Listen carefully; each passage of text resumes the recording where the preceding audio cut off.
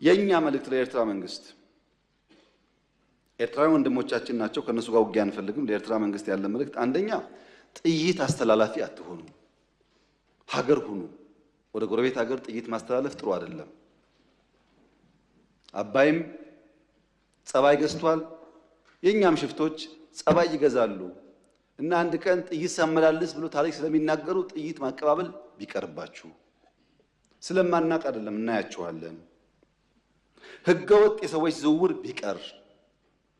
ተጨናንቀናል። ከተማ ውስጥም እንደምታዩት የሚመጣ ሰው ካለ በህጋዊ መንገድ ቢመጣ።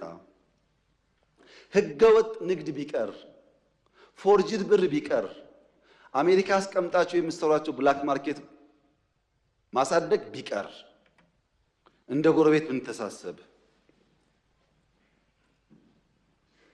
ህጋዊነት ከተከተል በንግዱም በሚፈናቀለው ጥይት ማቀበሉን ከተዋችሁ በሰላም አብረን ለማደግ በፍቅር አብረን ለመቀጠል ከምን ጊዜውም በላይ ኢትዮጵያ ፍላጎት አላት። እኔ ልክ እንደባለፈው አሁንም አስመራ መሄድ ፍላጎት አለኝ። ችግር የለብኝም። ምን ከሆነ ትርፍ ካለው ነው። ትርፍ ከሌለው ጊዜ ማባከን ነው። እኔ ባሌ የመላለስበትን ጊዜ ዝም ብዬ በከንቱ አስመራ ልመላለስ አልችልም። ጊዜ የለኝም፣ ስራ አለኝ። ጦርነት አንፈልግም የምንለው በምክንያት ነው።